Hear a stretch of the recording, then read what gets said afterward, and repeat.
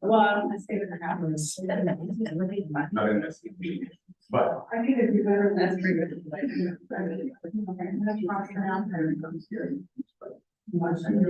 Well, thank you. and Nancy telling us. Oh, I'm sure she might. Oh, wow. Okay, still low down. Yeah.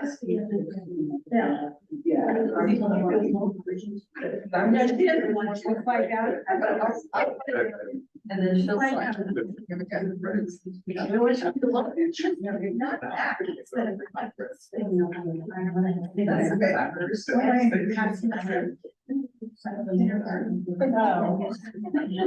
what I mean?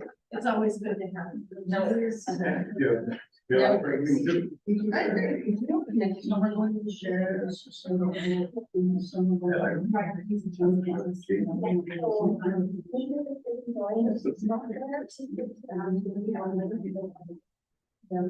Okay, usually I ask you, I'm doing just. Oh, that's fine. Absentee, not quite.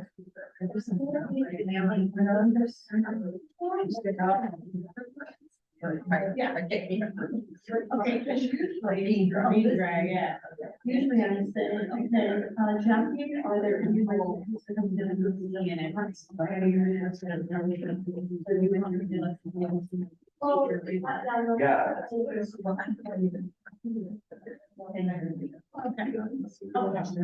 You see, yeah. I know. Okay. Yeah, but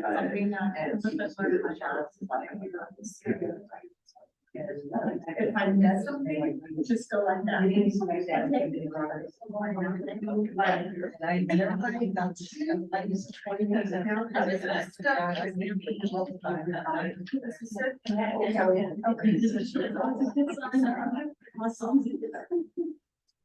Yeah. Yeah, but we know that, Marlene is not here, Liz is not here, Chris is not here.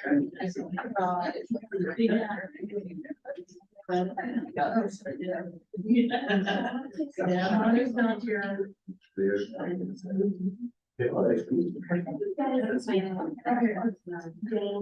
Oh, yeah.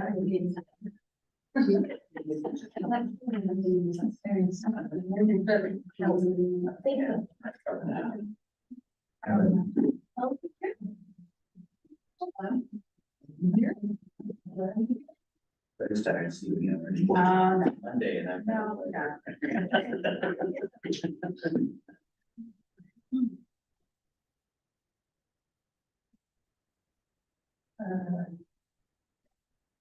Wow. I know.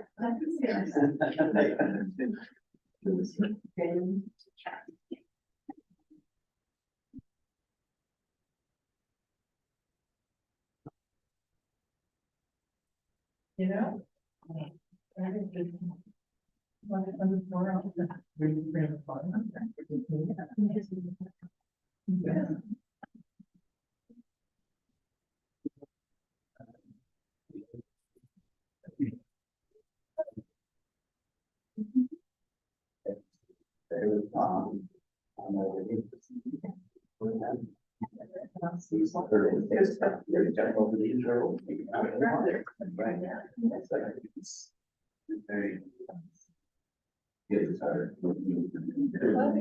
Even close. As you see.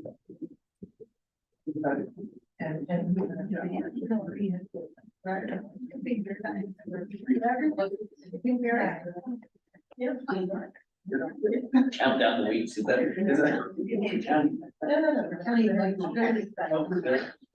Really not, right? That is true.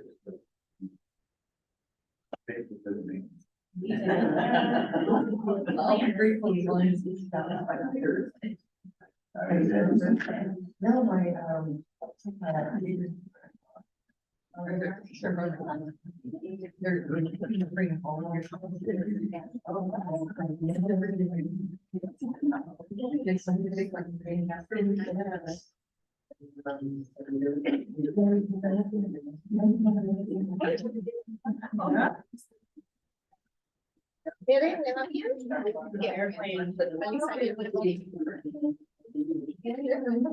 Ojalá que sí. ¿Estás consolidado?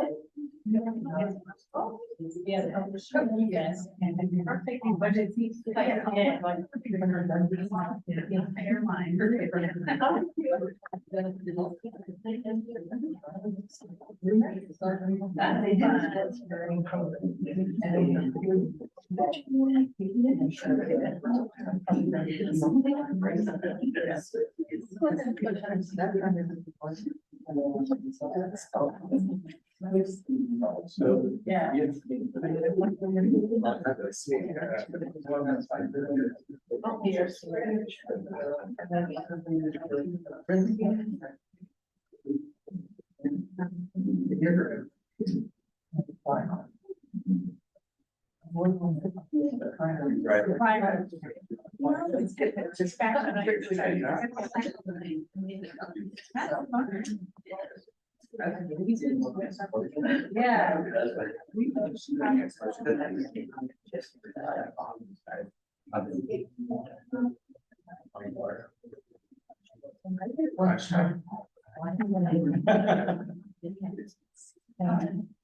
Good afternoon, everyone. If everyone could please take their seats.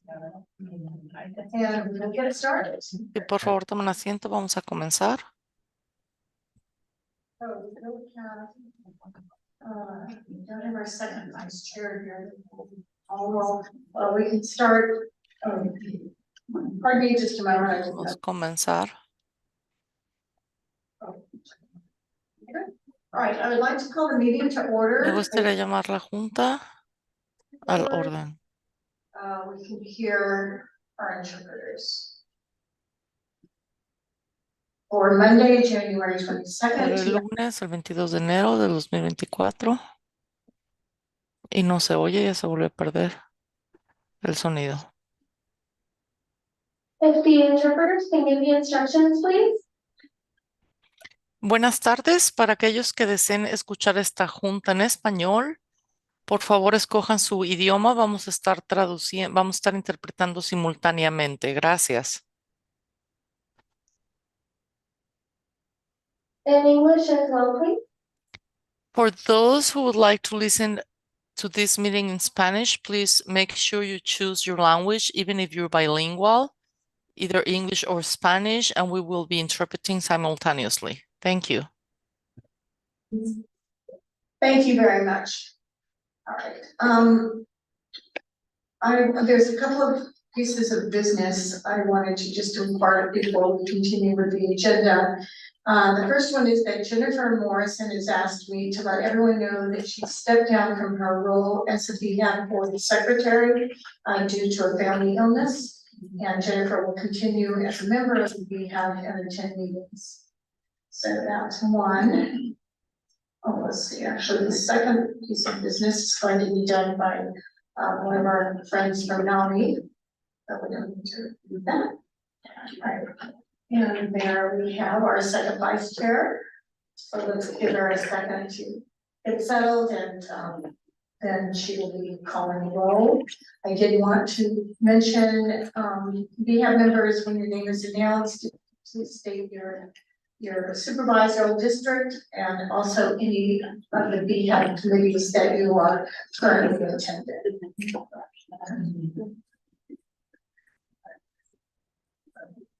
Thank you for your patience. Another second. Okay, Ms. Stone, when you're ready. Yes. Okay, Claudia Arman. Here, and I'm sorry, can we introduce ourselves? Yeah. Yeah. Claudia Arman, family member, District 1. Soledad Varian. I'm here. Sorry. Entendí su identificación, ¿no? we just wanted to know what committee you're on and what district. Okay, sorry. Ahí. Ramón, todo bien. Soledad Barragán del distrito 5. Thank you, Soledad. Nancy Borger.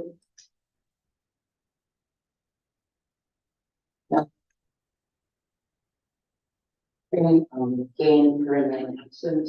Kevin Carici. Kevin Clarisi, I represent District Court and the current chair of the Youth and Family Committee. Happy here. James Espinosa.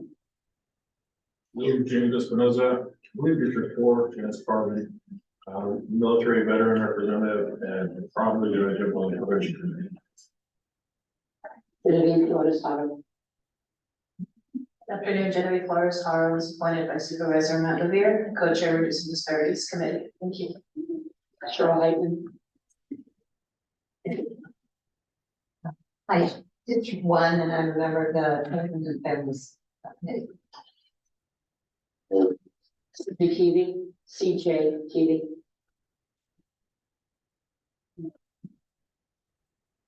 Supervisor Matt Levere. Hi, everyone. Good afternoon. Matt Levere, representing the Board of Supervisors. Nobody available. District 3, Prevention Committee. Diana Kay. District 2, Youth and Families. And Jennifer Morrison indicated she'd be absent. Sergeant Sean Kesey. Valerie Robkin. District 4, Transitional Committee. Michael Rodriguez. Michael Estelle, he was also absent. No, okay. Me, Elizabeth Stone, second vice chair, chair of the TAE committee, representing the, one of the perspectives of people that have been diagnosed to receive services and was appointed by Linda Parks prior to her turning out. Chris Tejeda. Hi, Chris Tejeda, the 4th District, Chair of the Adult Services Committee and Consumer. Thank you. Marlene Torres is absent and Liz Warren indicated to be absent. Chair Janice Gardner. Janice Gardner, Chair of the BHAB and the Prevention Committee, and I am in Supervisor Long's district. Actually, was Supervisor Long's district, now it's Supervisor Grell's district. The redistricting, So 13 present, we have a quorum. Okay, thank you, Ms. Dunn. We'll proceed. All right, are there any members who are who have asked for a just cause or an emergency? I did not receive anything. Did you, Ms. Jackie? Okay. Okay. All right. All right. Approval of the agenda. May I have a motion to approve today's agenda, please? I move to approve the agenda. Is there a second? Second. Okay. All right. Are there any changes or discussion about today's agenda? I actually have a change. There's a typo on page 33 of the agenda packet listing Dr. Dennering's name in the body of the VDM review notice as Loretta D. Dennering, and it should read Dr. D. Dennering, and it should read Dr. L. Dennering. So this is change. Would the persons who made the first and second motions, do you agree? I agree to the change with my first. Okay. Me too. Okay, all right, thank you. Is that correct? All right, okay. All right, Ms. Stone, would you please call roll? Okay, so this is a voice vote to accept the agenda as corrected. Flavia Arman. Yes. Soledad Barragán. Yes. Kevin Carici. Yes. James Espinosa. Yes. Genevieve Flores Haro. Yes. Cheryl Heitman. Yes. Supervisor Matt Revere, Yes. Nomi Marufo, Yes. Diane McKay, Yes. Dahlia Robson, Yes. me, yes, Chris Tejeda, Yes. Chair Janice Gardner, Yes, the motion passes. okay, motion passes as amended, thank you. May I have a motion to approve the minutes, please, for December 18th, 2023? So moved. Second. Are there any changes, discussion? Seconded? Okay. Are there any changes or discussion about the minutes for, on December 18th? All right, seeing none, Elizabeth, would you call roll, please? Sure, so this is a vote to accept the minutes as written. Claudia Armand, Yes. Soledad Marian, Yes. Kevin Carisi, Yes. James Espinosa, Yes. Genevieve Flores Hato, Abstain. Cheryl Hyden, Yes. Supervisor Matt Revere, Yes. Nomi Marufo, Yes. Diane McKay, Yes. Dahlia Robson, Yes. me, I'm also gonna abstain, Chris Tejeda, Abstain. and Chair Janice Gardner. Yes, Okay, so, the minutes are approved as written. okay, thank you. All right, next on the agenda are public comments, and I know that we have one Yeah. public comment. Would you like to come up to the microphone? Yeah.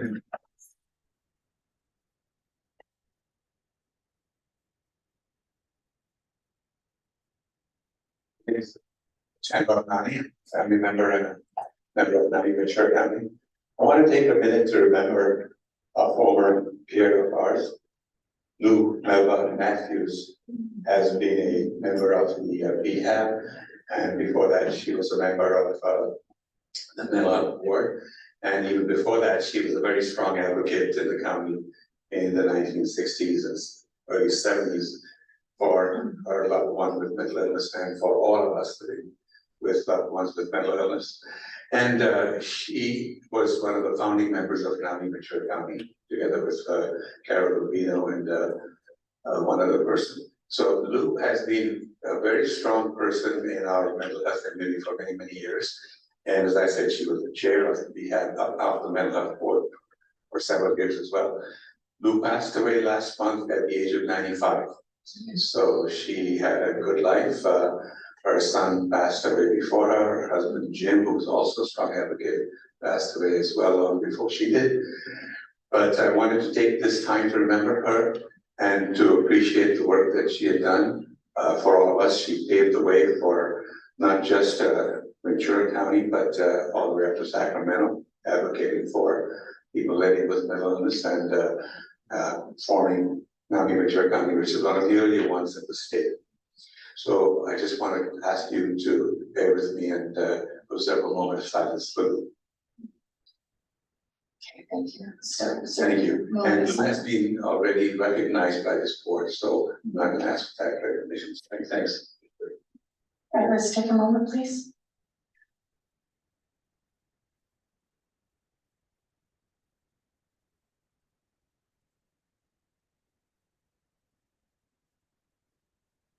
Okay, thank you.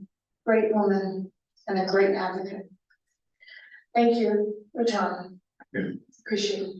So, the remembrance. All right. All right. Next on the agenda is a confirmation of member at large.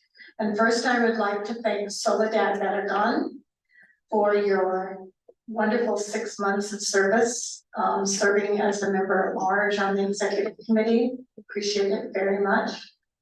And the member at large is a position.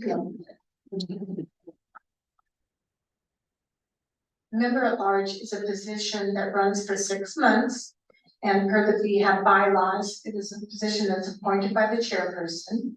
And for the next 6 months, I have asked James Espinoza to be the member at large, and he has agreed to become our executive committee officer in that role. And this position does need to be confirmed by a vote of BHAB members. So may I have a motion to First, is there anything you'd like to say? Only thank you for the nomination and trusting me with this position. I'll do the best I can. Thank you, James, and thank you for committing to this. I know that it requires another meeting on your schedule, but we really appreciate your service, all of your service. Okay. All right, now, may I have a motion to approve James's appointment, please? I'll make a motion, Chris. Second, Elizabeth. Okay, are there any discussion changes? All right, Elizabeth, would you call roll, please? Sure. Okay, so this is a voice vote to confirm and accept James Espinosa as the member at large for the next 6-month term.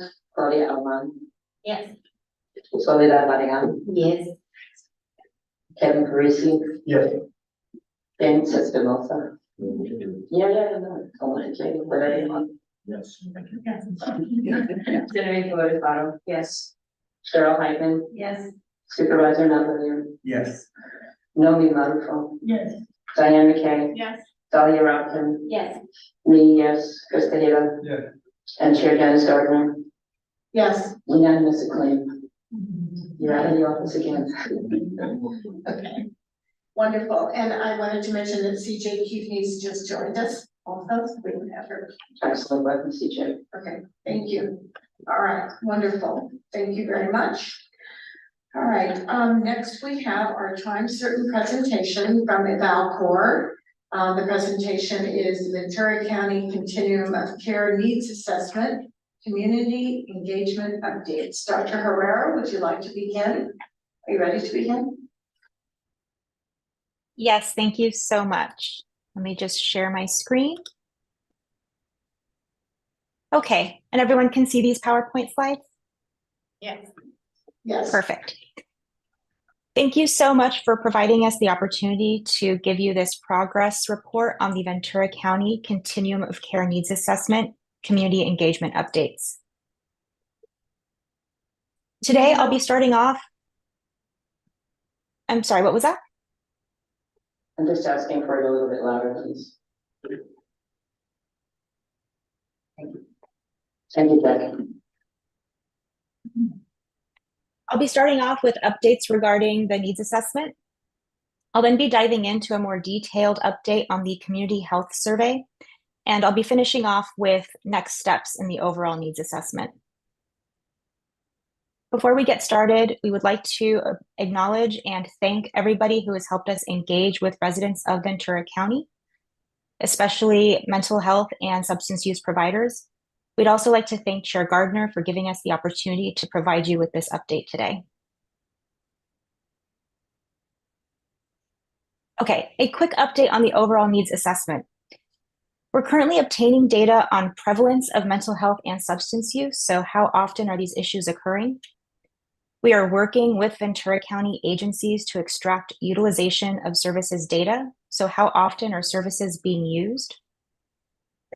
We are compiling information from community and provider listening sessions and interviews.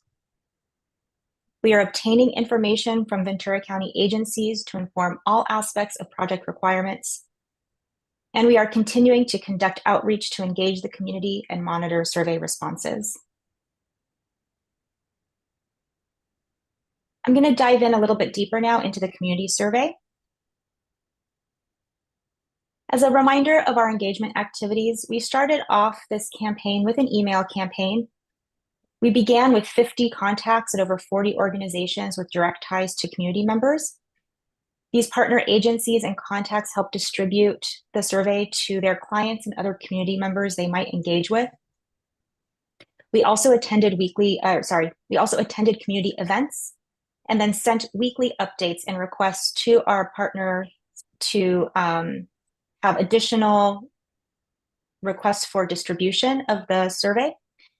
The email campaign started on October 3rd of last year, and as of December 18th, we had 454 responses.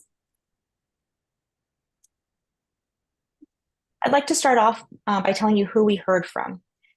So you can see here at the top that about 44% of the people we heard from in this survey identified as Latino or Hispanic.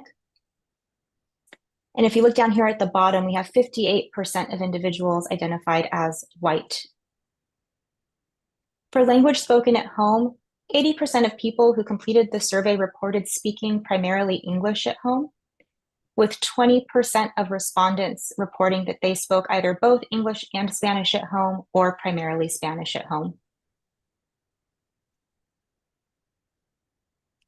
66% of people that we have heard from identified as female, 32% identified as male. For age range, you can see that we've heard from people across the age range, with most people being between 20 years old and 59 years old. We also wanted to hear from the community members any additional identities they might hold. So as you can see here, we have 45% of people responding to the survey said that they are a parent or caretaker of a child under 18. 33% report to be a family member of someone with a serious mental or emotional illness. We have 7% report having experiencing severe mental or emotional illness, and 3% report having an alcohol or substance use disorder.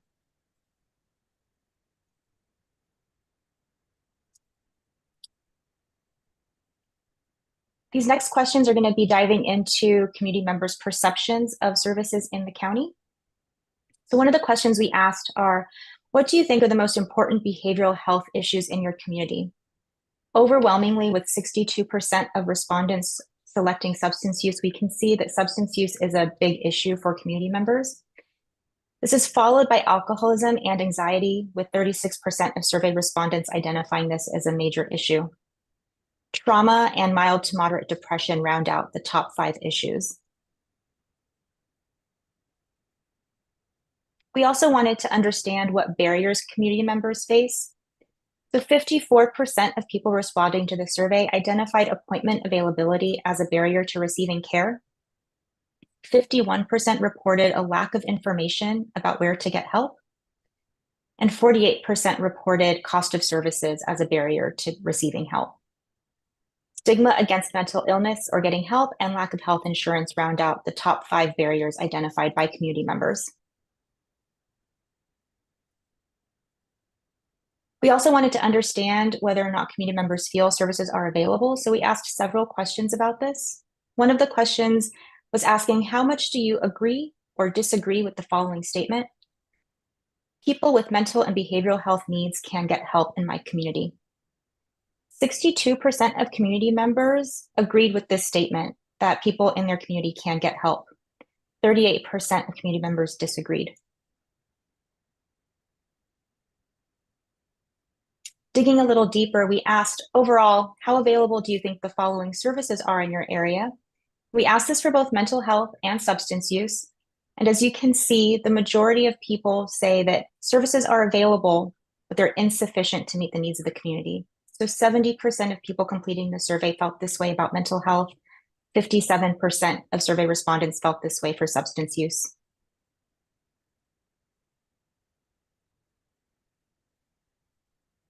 We also wanted to know what particular services do community members feel are not sufficiently available in their region of the county. And so you can see here that 62% of survey respondents said that long-term shelter and relocation are not sufficiently available in their region of the county. 51 reported this for crisis response, and 48 reported it for services for individuals who are homeless or unhoused. Care related to substance use and advocacy on behalf of persons experiencing mental health and substance use issues rounded out the top 5 services that community members feel are not sufficiently available in their regions of the county.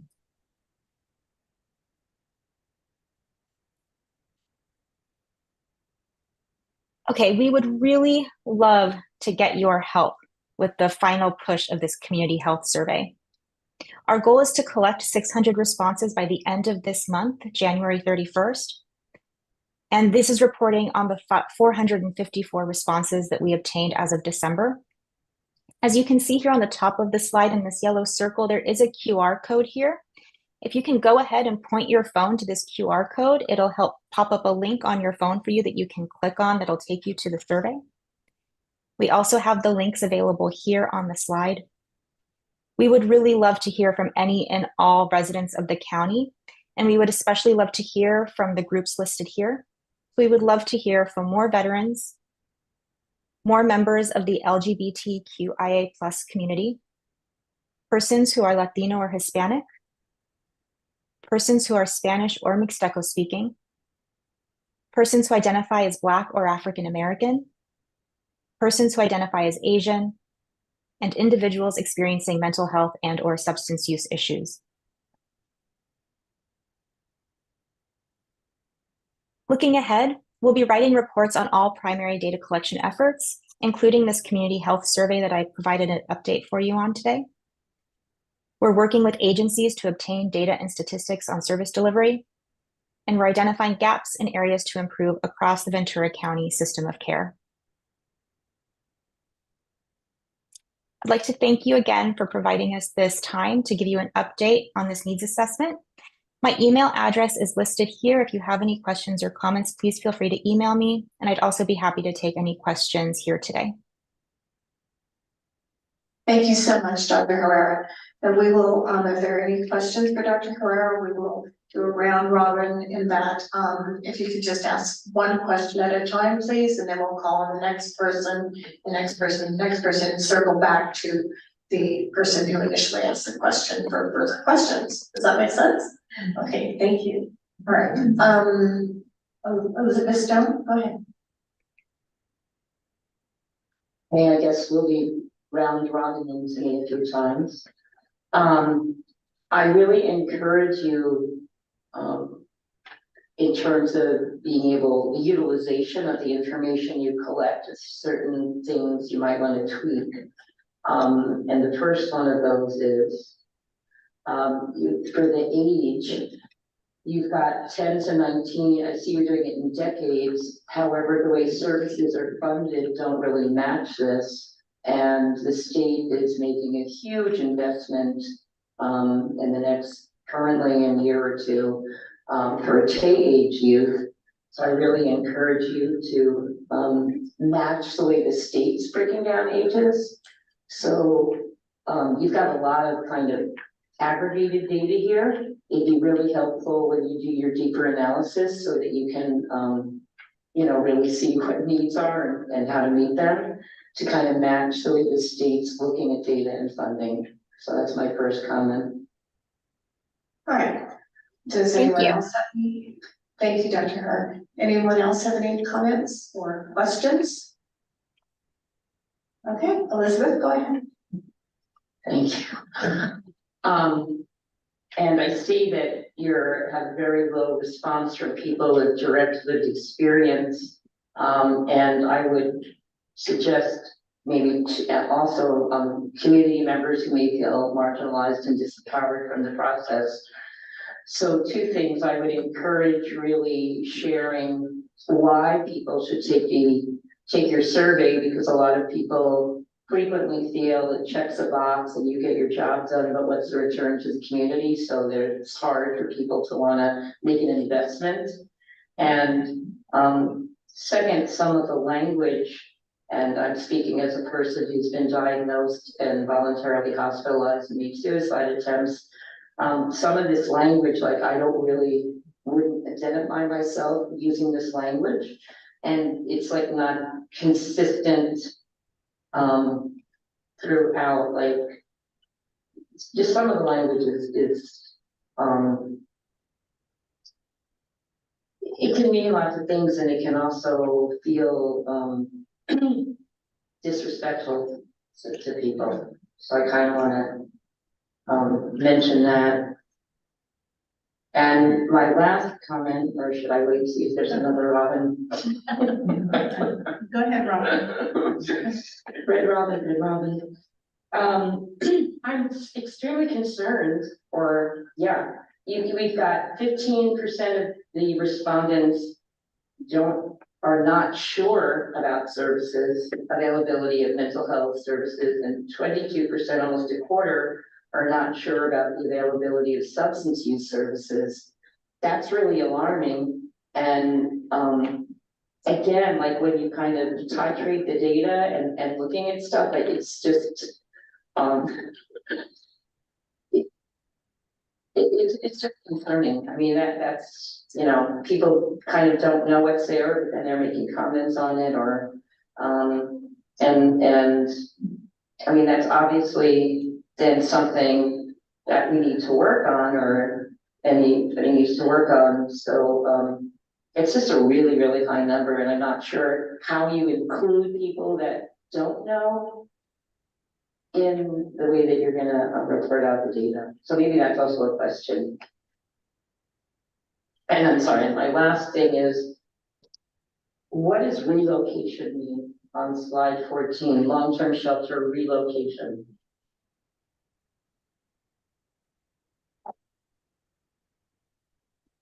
To me, those are like really different things.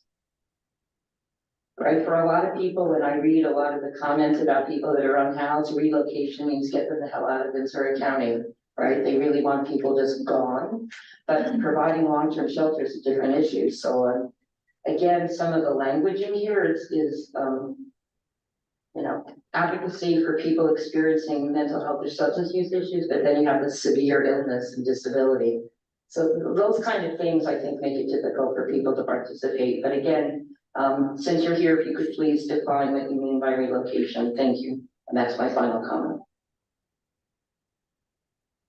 Yes, thank you so much for sharing all of your thoughts and some of your really insightful feedback on how to think about the language that's used. I really appreciate you taking the time to share that with us. Yes, let me go back to the slide here. So this is the first item. It was the one that was most selected, this long-term shelter and relocation. I agree that this language here can be a bit confusing, and I do see what you mean that these can mean two different things to people. This was a list of services that often come up in surveys like this, and so we provided this list to individuals. And so this, I think, is mostly trying to refer to additional housing that would fall under this third item here, right? Services for individuals who are homeless or unhoused. I think it's trying to separate out these issues into something a little bit more specific. But I understand that that is not allaying your concern about the language on this item. And, you know, part of it is just ethically and as an advocate, the language, but then when language isn't clear, it confounds your results. And then it makes it challenging to know what's going to be the most efficacious action. Yes, I understand. Thank you. Okay, Chris, go ahead.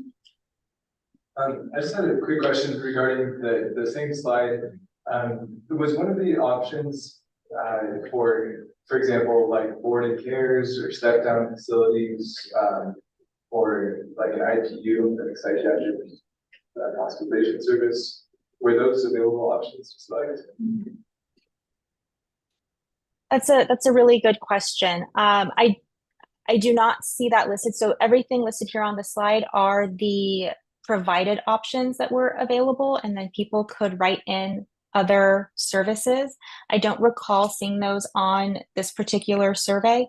I believe, though, that those types of issues we saw more when we were engaging with providers of mental health care and substance use services. Just one follow-up question, for the utilization report, is there an expected time frame when we might be able to see that component? That's a great question, and I would like to invite Dr. Donovan to provide a potential update on that. Yes, all of our reports are in the process of being developed, and it will be prior to June 30th. Our plan is to share the reports no later than July 1st. Thank you. Thank you. All right, thank you very much, Dr. Donovan and Dr. Herrera. So it takes a lot of work and a lot of staff time to do these assessments and surveys, and we appreciate your time and effort for presenting today and for doing this survey, this community survey. So, and I do have Dr. Herrera and Dr. Donovan on right now as presenters in June. And so whether your report is finalized or not, hopefully, you know, you'll have enough by that time to let us know. And anytime in between, we're happy to, you know, distribute your updates. So thank you. Thank you so much. Thank you, Chair Gardner. Our pleasure. All right. Next, I have chair comments. I have a couple of comments. I wanted to thank Claudia Armand for your years of service to the Behavioral Health Advisory Board. This will be Claudia's last BHAB meeting. And not only your service to the BHAB, but also your unwavering support of the Prevention Committee, all of your ideas and thoughts and implementation of other efforts that you've made. And we just appreciate you and we're going to miss you. Thank you, Janice. So welcome. It's been a real encouraging and positive influence on the Prevention Committee and the BHAB, so thank you. All right, also I wanted to congratulate Melissa Hanna and United Parents for being the recipients of a Mental Health Services and Oversight Commission, MHSOAC, intent for proposal for an RFP for parents and caregivers. Melissa Hanna, who is the Executive Director of United Parents, will be the time certain presenter during this month's Prevention Committee, which is tomorrow, January 23rd, 3:15 here in the training room. With Claudia's term ending in March, there will be 2 openings for BHAB members, one in Supervisor Correll's district and one in Supervisor Rivera's district. Nancy Borchard and Nomi Marufo have been or will be appointed to the BHAB by Supervisor Long. So we're great to have you back and appreciate Nancy's long-term participation on the BHAB advisory board also. So, I'm sorry. Reappointment. Yes, thank you. Yes, reappointment. Also, I wanted to bring to your attention, last month in December, we had a very full packet, and I appreciate, Jackie, all your work and efforts for making these packets possible. It's nice to have everything in front of us when we meet. But she also was able to get a list of acronyms and abbreviations, mental behavioral health in California. So I know that there was a question from our BHAB members about what are all those acronyms? What does MHSA mean? What is California Association of Local Behavioral Health Boards and Commission, CALBHB/C. Anyway, just wanted to let everyone know that this list was in your packet last month in December. So please take a look at it and pull it out and hopefully most of the acronyms that we use, that the department uses and that we use are on here and with an explanation. So as far as what it means and other important information. So I just wanted to bring that to everyone's attention. Yes? Thank you. Thank you so much. And thank you, Jackie, for putting together the list. I was wondering, is there's a way to put the list online on the website? And there would be a link so that it would be dynamic to change as new ones are added or deleted or extended in their reach. And then that way it would always be up to date and we wouldn't have to keep telling things to make it better. Yeah, I can go ahead and add that to the list. Okay, great. What a great comment. That's wonderful. Okay, great. It's terrific that we can have that. You're right, things do change, and I know that we're going to be having a change with the verbiage of MHSA, Mental Health Services Act. It's going to be called the Behavioral Health Services Act right now, I believe, but I don't know if that might change in the future as well. Perhaps Dr. Jenner will let us know when she does her director's report. And speaking of director's report, next on the agenda is Dr. Jenner's director's report. Sure, quickly to address that, as far as the state is concerned, they've already kind of moved ahead and changed the name to Behavioral Health Services Act. There are certain provisions, obviously, that will be changed upon, the voters approving in March. Other areas they intend on changing through the legislation that was already passed and through kind of administrative changes through the Department of Healthcare Services. And I think, so we're kind of in a holding pattern right now, to see based on how the vote goes. They will issue some guidance as to what will change and what won't change. So stay tuned. So I have included, in the packet is the director's report. So there, you know, our report covers most of the main areas throughout the department.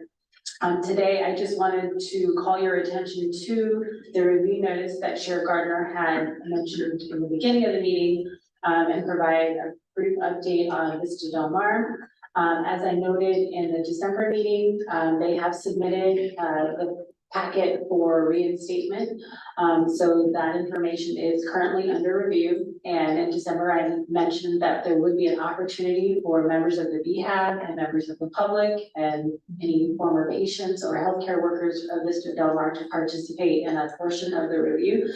And that I would come back with the mechanism to do so. And so that is what this notice here is, the mechanism to do so.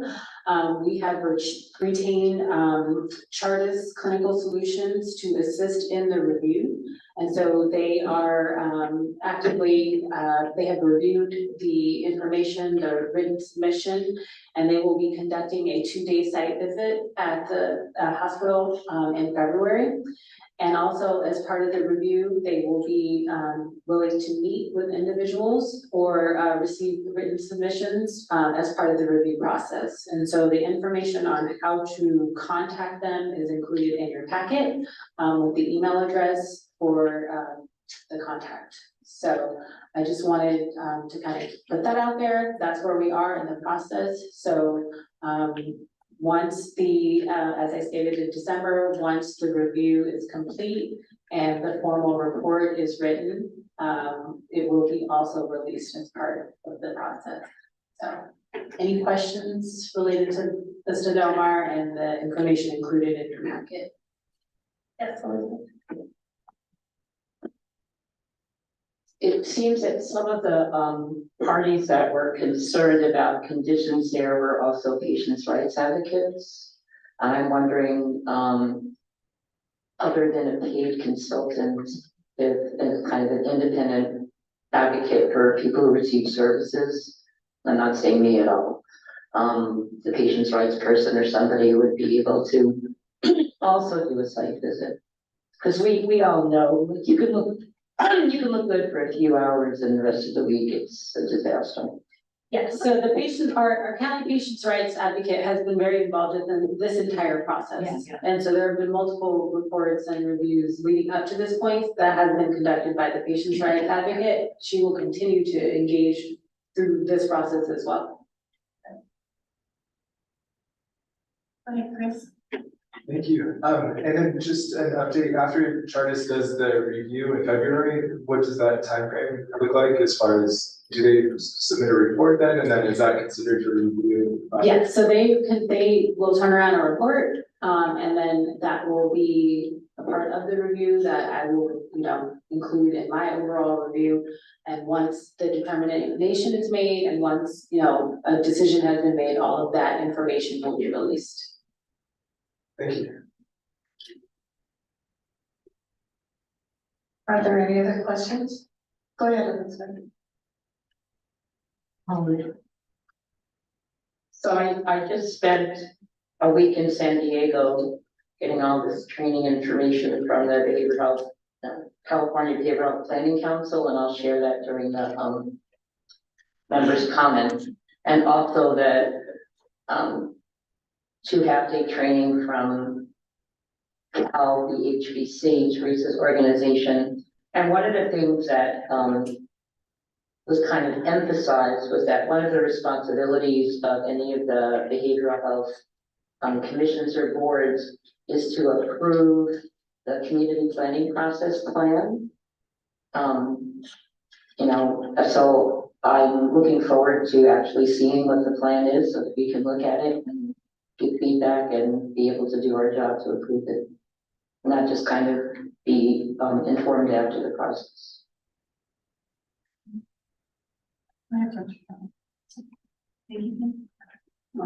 Thank you, Elizabeth. You'll see that there are some dates upcoming for as part of the CPP that are listed in the report. I think that also ties into some of the discussion on the proposed work group that is later on in the agenda, as far as the scope of what that would look like under the HSA. But happy to have that conversation. So there's supposed to be like a written plan submitted to this board to vote on. So it's just part of my training. Thank you. Right, does that conclude your director's report? Okay, thank you, Dr. Denner. All right, next on the agenda is, consideration of BHAB in-person only meetings. I'll just give a brief synopsis of the background. So during a monthly planning meeting, which takes place with the BHAB chair, the director, acting director, and the administrative management assistant. Oh, thank you.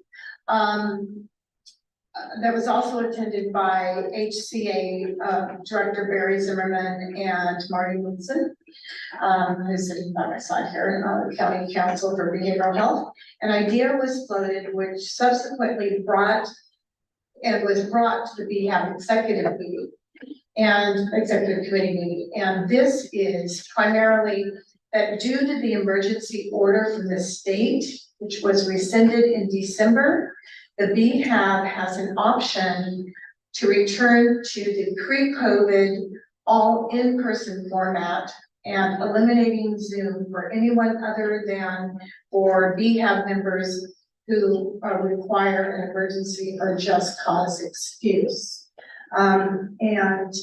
Teresa Comstock from the California Behavioral Health Boards and Commissions sent us, with Ms. Stone and myself, a copy of the other counties in California, we can pass this out, who are either attending in person only or a combination of in person and online.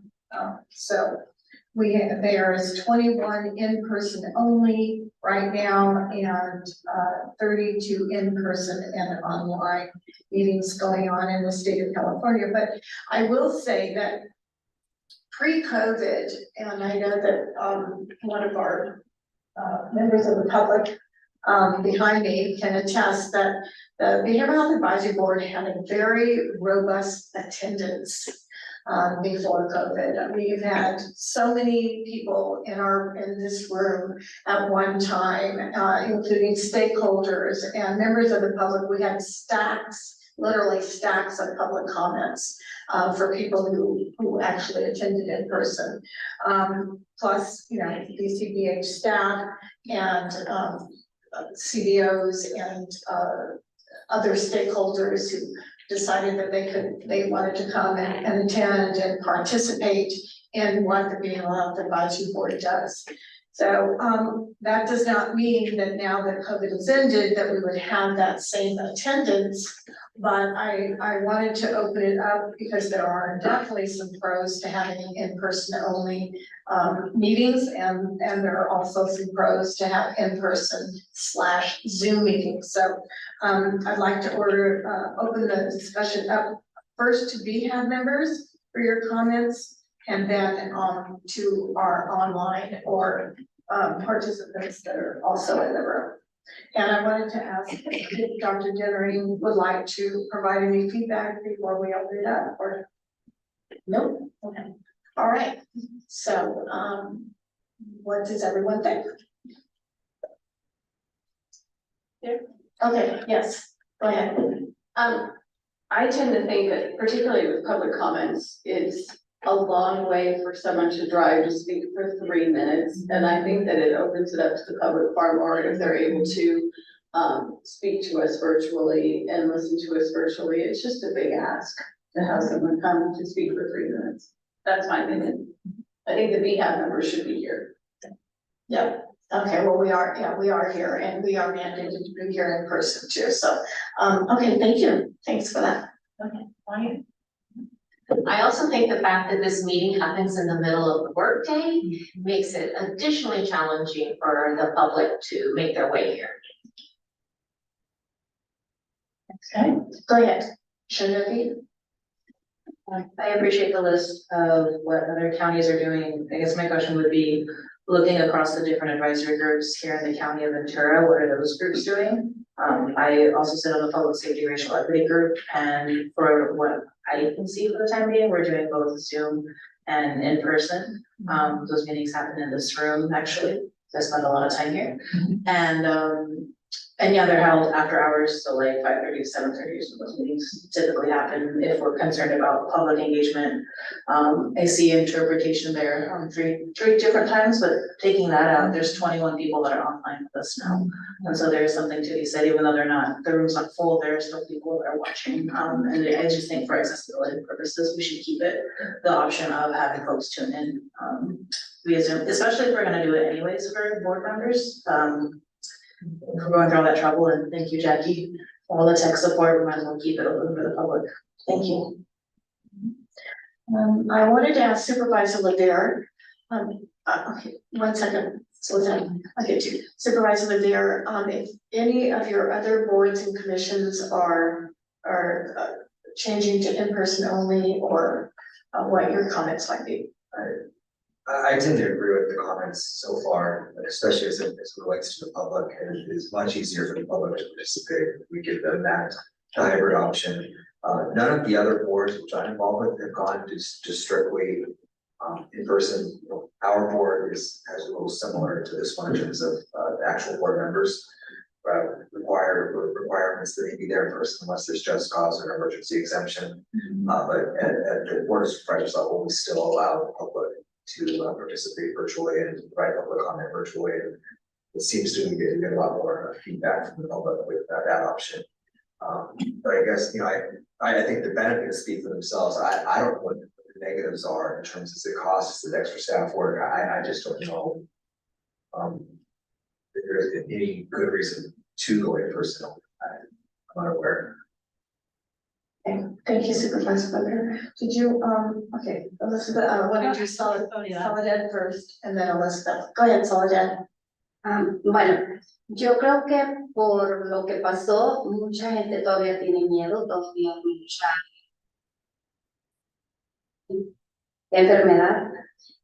Y en mi experiencia, teniendo temas donde los padres están yendo a juntas, el ser híbrido es muy mejor que estar solamente frente en persona. Creo que los miembros estar en persona es adecuado, pero para los que están en su casa o por ejemplo si pueden oírlo, desafortunadamente en ese caso tuve COVID, no pude estar en virtual porque estaba en el hospital, pero si hubiese estado en casa lo hubiese tomado por el Zoom y hubiese tenido la información que se dio ese día. Entonces para mí creo que es mucho mejor que esté híbrido, porque cuando se hace a solo presencial, toda esa gente que está en Zoom no va a estar aquí, no va a estar escuchando esta información. Es una forma muy importante de mantenernos informados.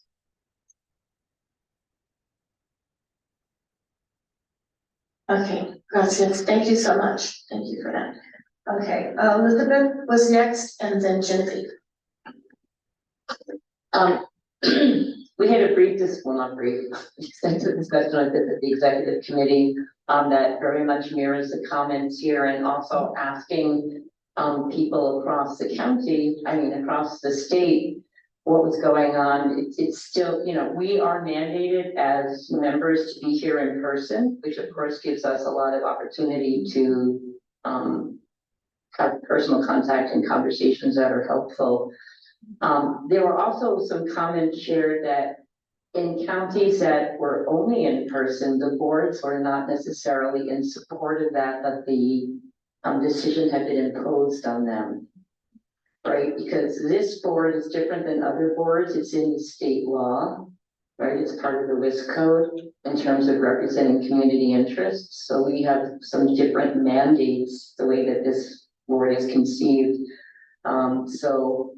Again, and for years I've been saying, let's have the meeting later in the day, right? There's just a number of things that we could be doing to have greater welcoming and inclusivity. But that's just even as we're looking at some of this data, the numbers are like, some of the reasons that the department or counties were kind of forced to go in person were costs. I mean, we've obviously already invested in the technology, right? Or some boards are only 5 people, so kind of there's different size counties and things. So again, I really I like having in person to meet with people, but recognizing the constraints that a lot of people who are in the community really support maintaining hybrid meetings. Thank you. Okay, thank you. Genevieve, you did have another comment. All right, are there, Dahlia, did you have a okay. All right. Yes, of course. Thank you. Considering that there's been a rise in COVID cases, partly because of the weather now and people recovering from their holiday interactions. But if we were to go to all in person, how would we be able to maintain social distancing so that people would feel safe? Because there are people who are still susceptible and the virus is still out there. I'm gonna defer that question to Jackie. I know that during COVID, we did have distances. I think we had like 3 people per table, something like that. Jackie, do you have a comment on how that would happen? No, let me jump in. So we would only modify if there was a health order from the public health officer to do so. So because we're not under any health orders, we're not modifying any room setups or any space. So that would only happen if there's a health order. Okay, thank you. All right, are there any other comments? Public comment? Yeah. Did you want to? Thanks for the dialogue. I could use my mic to translate. My face is pretty.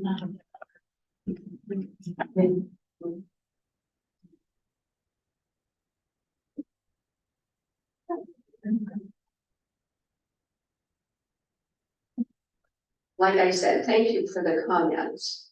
But I've been coming to the board for a couple of decades and so much appreciated the personal interaction that I had. I was able to see the board members, I was able to see their comments, able to get to know them personally and approach them after the meetings about any particular subject that I might have an interest in and that they had knowledge about, which we would not get otherwise. So that's just the way I feel about it as a public member. Thank you, Cece. All right, are there any other comments? Say yes. All right, any, Janice, can you just clarify, are we gonna take a vote? Is this a discussion? What are we doing here? I see we have a member of public there, we see Sherry. Oh, yeah, Sherry, would you like to speak? Oh, yeah, and I'm having a hard time hearing everybody, but just my outside comment. I loved being in person, but I would not be able to attend a lot of meetings or even drop in here because it's during work hours, peak work hours. So for me, who's not on the board, I'd love to have that opportunity to just click in when I have the time to listen and find out what's going on. And that's just my vote, that having that online option works really well for me. Anyway, that's all. Okay, thank you. I see a hand up. Is there a hand up at the very bottom of the screen? You see any hands up, Jackie? Okay, no. All right. All right. Well, this was, this agenda item was not an action item, so we will not be voting on it. However, I can put it on the agenda for next month to have a vote on this subject, and that would be, I guess, the next step is to vote on it. So why don't we do that? And then we'll proceed from there. Okay. All right. Thank you, everyone, for your comments and your input. I appreciate that very much. I did want to ask Dr. Dennering what the cost is to provide Zoom, or is it?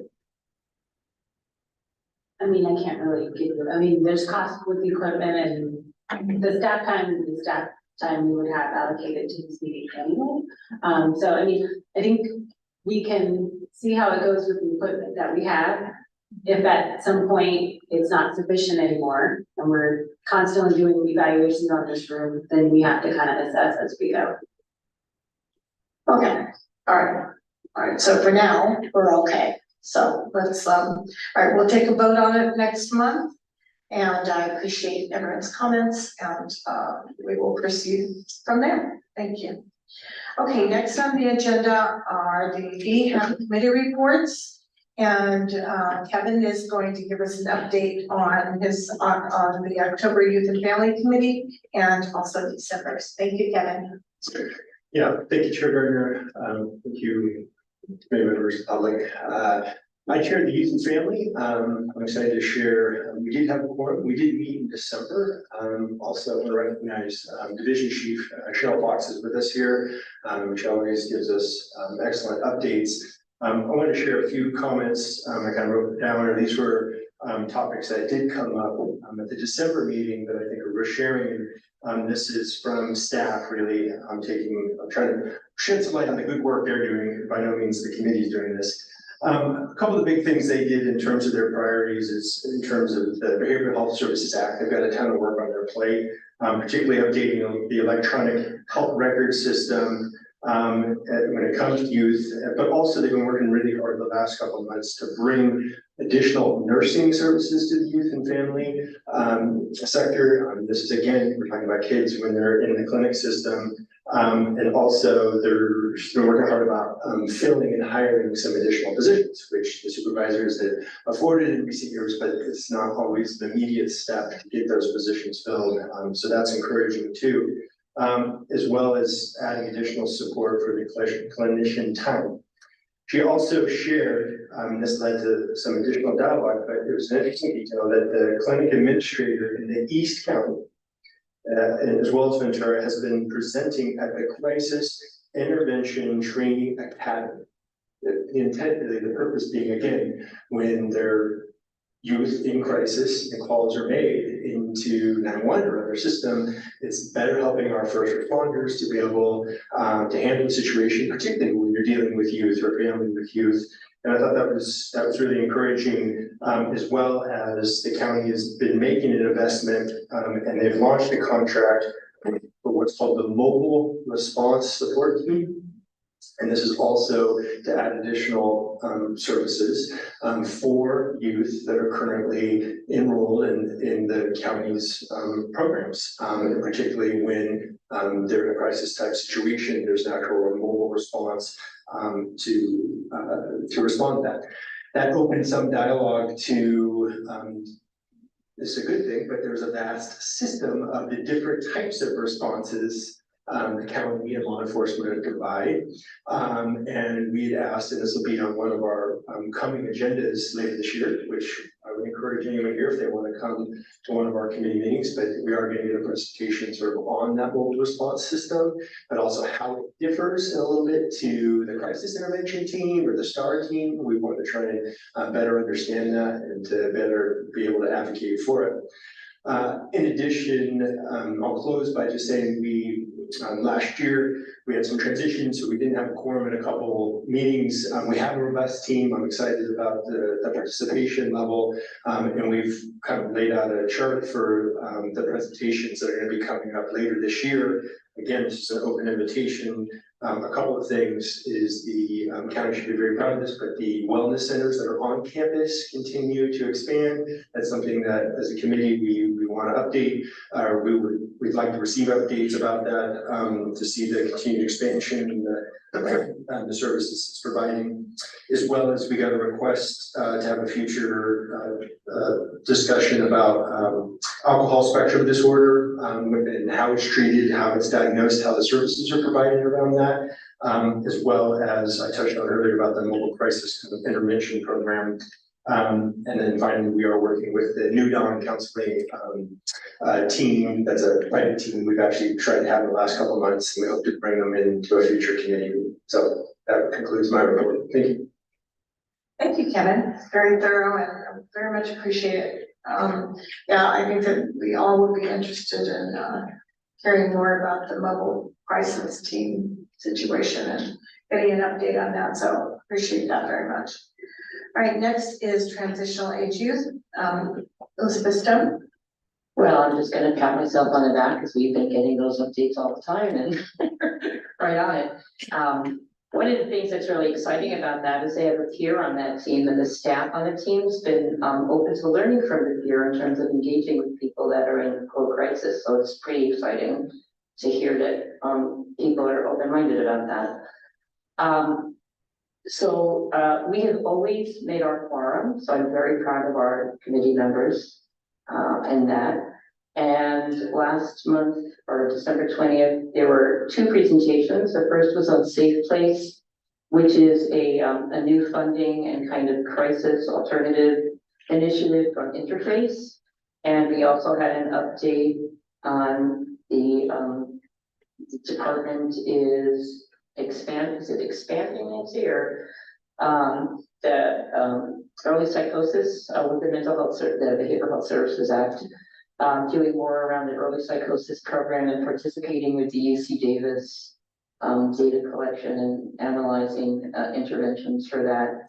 Also, part of the values that I bring as chair to that committee is looking forward to the way things are going. So we always have a report from the continuum of care and what's happening in terms of housing and youth who are unhoused, and also from the Office of Education, again, the representative who works with the Office of Homelessness. So it's one of the things that I'm most proud of that committee, and maybe CJ, you can attest to this, is there's this really vibrant sharing of resources, right? So people just sharing resources, these are grants coming up, these are things we're doing, and people, it's really an opportunity for people to connect and support each other and coordinate across silos. Do you have a comment? Thank you, Elizabeth. Great, very good. Okay, adult services, print. Hi, thank you. Yeah, so we held our second meeting in a row where we made a quorum, so we're very happy about that, and really happy about the momentum we're kind of building, and yeah, just looking forward to keeping that going. We had continued our discussion for goals and objectives, and I will provide you with that report too, the list of goals and objectives going forward. We had our review or our updates from substance use with Jessica Davis, as well as adult services, Dr. Schiffer. And with substance use, there's an interesting new program that they launched where they're incentivizing clients through a gift card program for passing clean drug tests. So that was a very interesting program. And once they get a little bit more data, they're gonna she's going to provide us with a report on the outcomes of that program. So we're looking forward to that. And one thing that we've been doing is for each meeting, we're attaching with the agenda just certain documents through BCH. So, and just for us to review and discuss together, so our document from the last meeting was the EQRO report. So we were able to have a discussion around that report and talk with Dr. Schiffer as well. So we're going to attach those different reports that have been published for each of our upcoming meetings, just so that we have a good discussion around those. And and the last thing is, now that we've had a couple meetings and we're successfully making quorums, we're going to start doing presentations again. I was hesitant to schedule any presentations because the whole quorum issue, but it looks like we have some good momentum going, and we'll continue that and look forward to. We already have a list of presentations set aside, so we're going to pursue those going on in the future. So thank you. Thanks, Chris. That's great. All right. Disparities Reduction Committee, Marlene is not here today. Genevieve, I know you're on that committee, so do you have an update for us? The update is we are having quorum issues. We haven't had a quorum the last 3 meetings. So Marlene and I have talked about how we can be more intentional about getting quorum. So I'll be calling people. Just to let you know. That's not a thing. But yeah, we had to move our meeting. The next meeting was originally scheduled for March 5th, that's election day. So I think we're moving it to March 12th. So hopefully we'll get quorum. The next time we had Logrando Binesta scheduled to present, but due to lack of quorum, we'll have to reschedule that. Thank you. Yeah, it's unfortunate when the committees don't make their quorum. So if you are not on a committee, we are mandated by our bylaws that every BHAB member join a committee. So if you're not on one yet, you have a lot to choose from. So from which to choose. Go ahead. I was just saying, do we have an alternate system? So if you're on I'm on youth and family, but I could be an alternate. So if somebody knew they weren't going to be able to make it, they could call it and we wouldn't have maybe as many quorum issues. If we had a visual alternate. We don't have that as a system, but if anyone is interested in being an alternate, I suppose we could, email me and I will get that information out to the full BHAB. We have the dates and times, but if the chairs would like to give their dates and times now, we could certainly do that so people could think about it. How about we do that right now? Okay, so the prevention committee meets on the 3rd Tuesday of every month. And we meet at 3:15 here in the training room.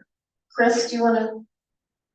Yeah, so our adult services meeting meets on the first Thursday of every other month. So our last meeting. Every other month, sorry. So our last meeting was in January. So our next meeting will be March 7th at 10 a.m. Here in this room. What's the time, I'm sorry? Oh, 10 a.m., 10 to 11:30. Adult services, okay. Kevin? Youth and Family meets on the 2nd Wednesday at 10 a.m. in this building, and it is also every other month. Our next meeting will be February 14th. One comment on the quorum issue, at least for the committee meetings, maybe some are different. The quorum is made up by more than just the BHAB members, and so it's not just a situation. We've had good attendance by BHAB members, it's just getting everyone there. Thank you for mentioning that it does not, to make a quorum, if you're a member of the public or a stakeholder and the chair approves, you can certainly be a member of any of the committees. So that opens it up much wider so that we don't have just BHAB members. That's not the point. We want that inclusion and to hear from the public, of course. Go ahead, Elizabeth. So first, Jackie has a list of all of the meetings. Yes, I know. So that can be easily distributed to everybody so that they can see that. I believe our next meeting is in February, and we just voted to meet the 4th Wednesday at 3:30 of every other month. So February, April, etc. Okay, thank you, Elizabeth. And Genevieve, disparities? look at Jackie and panic for a little bit. I think we're the first Tuesdays every other month. So that's what we had to move it. So first Tuesday in this room, 4:30 to 5:30. Okay, thank you. Yeah, we do have a list. Actually, I have the list right in front of me. So, Jackie, could you send the list out, please, to the BHAB members? Yes, it hasn't been sent out because there were some changes to the calendar for each meeting, but I will have it sent out for you. I appreciate that. Thank you very much. So everyone can take a look at their own calendars and see what might work for them. And please keep in mind that when we have holidays, it may change, but pretty much it's, you know, we have the meetings scheduled at the same time every other month. So thank you. Go ahead. Yes. I keep talking so much. No, please. Okay, well, I did transition from iPhone 12 to iPhone 15, and a lot of my meetings fell off. I don't know if other people experienced that, but it would be helpful if the chair, maybe a day or the morning of the meeting, just send out a, hey, we're having a meeting at such time. And that would trigger, that hopefully I have recouped all my meetings, but I know we get busy and it would be helpful to have a reminder. The morning of? Yes. Or the morning, day before, and the morning of. I think the day before is better. Well, I think that's a great idea. I don't know how much time Jackie has. No, I said the chair. Oh, the chair, to send it out. Yes. We don't, yeah, I could say, so I'll only speak for myself, and then I'd like to hear other chairs speak also. I don't have the master list, but I could certainly send it out to the members. Okay. That'd be no problem at all. I just want to clarify, are we able to, as chairs of those, to contact more than a quorum, or isn't there something with contacting larger groups? I think you're talking about the Brown Act, yeah. If we send out an information item only for information item, and what I usually do is I say, please do not respond. It's just an information item. Please be advised that tomorrow is the prevention committee meeting or adult services meeting, whatever. Then that you're okay with that. It's okay. Thank you for the clarification. All right, Elizabeth? Emails can also be automated, right? So there can be just a standard reminder and then they're sent out by the computer. So like once it's set up, it wouldn't take Jackie's time. Well, we'll have to talk to Jackie about that. I'm as a chair, I'm happy to do it. Go ahead, Genevieve, but we'll talk to Jackie about that. Yeah, and that was my intention when I said I'm calling people, again, not as a threat, but I'm calling just as a follow-up, and that's not a violation of the Brown Act. I think it's a violation of the Brown Act when you're discussing things, not in front of public, but it's a reminder, hey, you know, we've got a meeting tomorrow, I know Jackie sends the agenda ahead of time, so also want to honor that, we get that reminder. But I think if it's if certain chairs want to do it, I think I'll start doing it, just contacting the folks, say just gentle reminder, we have a meeting today. No, thank you. No, I think thank you for that idea. It's a really good idea. Just let everyone know, remind everyone. All right. Okay, is there any further discussion on this item? No. Okay. All right, board member comments and announcements. Any of the board member have any comments or announcements other than what we discussed? Oh, go ahead, Sharon.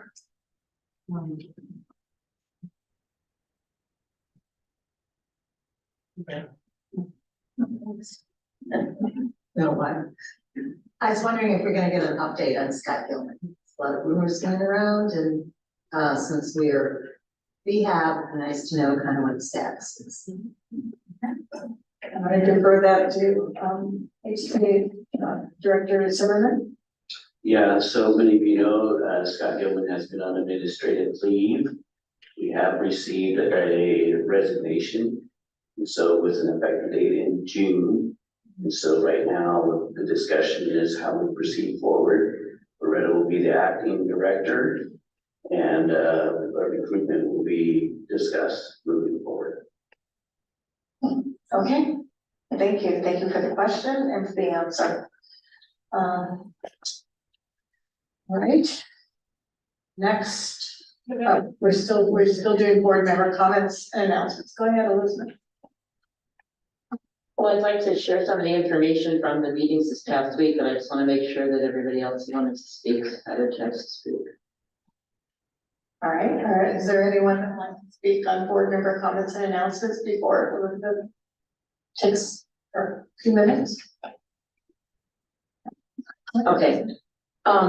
First, I want to say that the California Behavioral Health Planning Council is actually under the purview of DHCS, which is the Department of Healthcare Services, which has state level responsibility for all behavioral health, meaning mental health and substance misuse care across the state, and is also the agency that's continually negotiating with the federal government, the Center for Medicare and Medicaid Services, for all of these waivers that allow Medicaid, which in California is Medi-Cal, to be doing all of these changes. So a lot of things like CalAIM is actually a pilot project, it has to have certain evaluation that allows them to make certain changes. So being under or part of affiliated with Department of Healthcare Services, there's a lot of what I find to be very valuable information from people that are really making the decisions. And I also I'm going to very briefly go over, not in the information, but like some of the things that I brought here.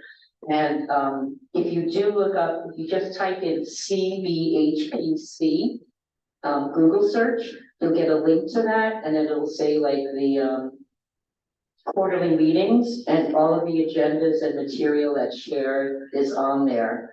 So people prefer a digital version or getting their own things. A lot of like the most up to date and how the state is conceptualizing all of these changes that they're mandating. Because remember, there's a law and there's implementation, right? And then the state says you have to do this, and then within that, the county gets to make some choices, but there's still this thing about that.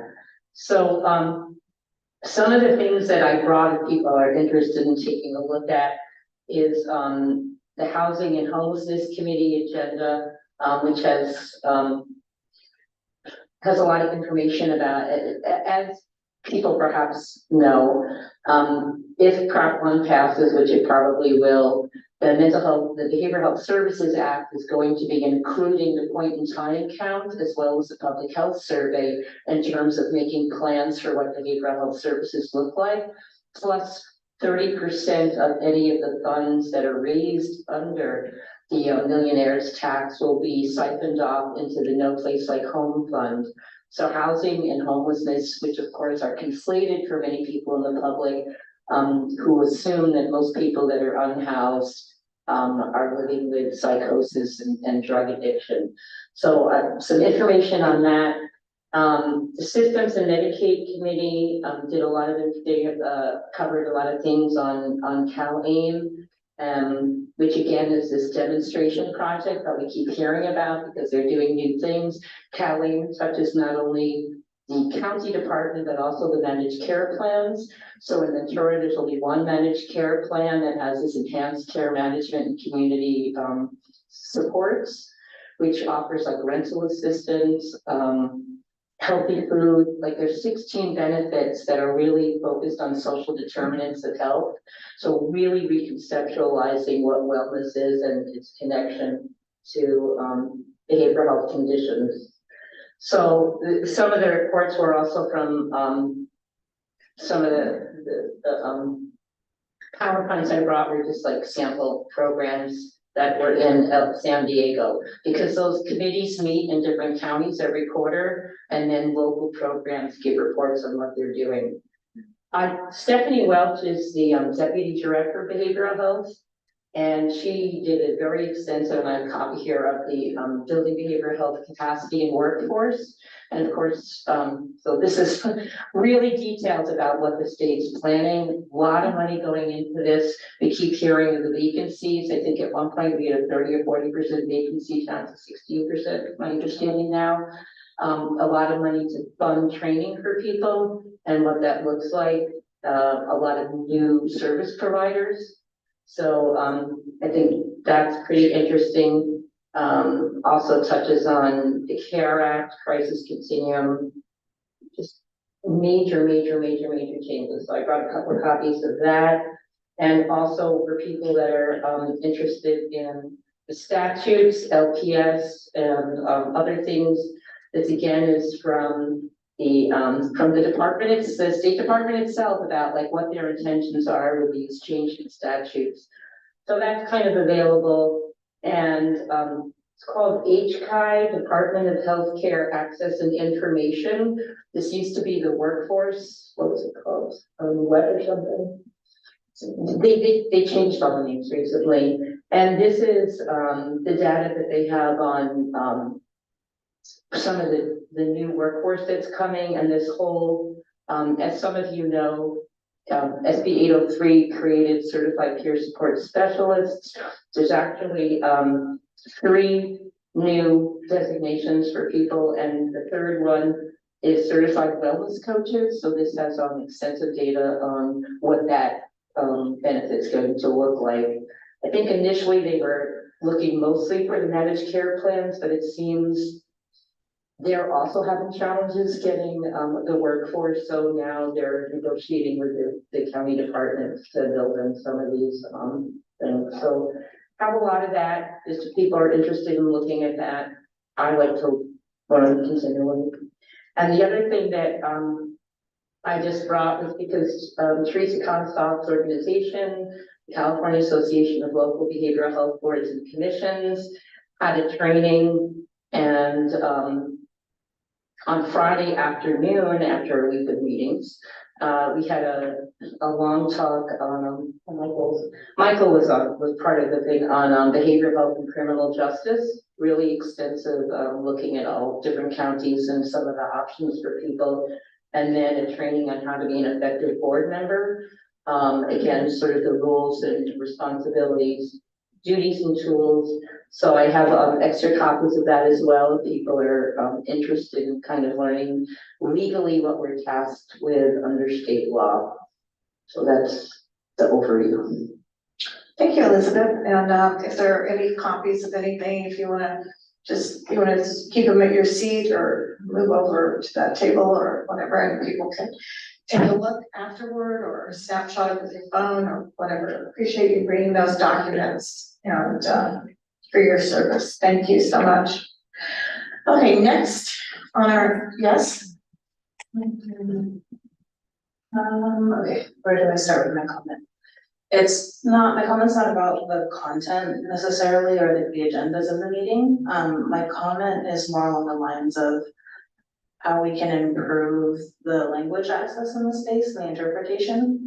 This is the second meeting, I missed the December meeting, but this is the second meeting that I've been at where there's been some issues with the interpretation, and I'm not putting that on Jackie, I'm not putting that on the interpreters, but there has to be a better way for us to utilize the interpreters that we are providing the public. So for example, earlier today when Soledad gave her comments, the interpreter was stepping on her because of the system that we have, not because of the interpreter. And we missed half of what Soledad had to share with the group, or the group that doesn't speak Spanish missed half of what she had to say.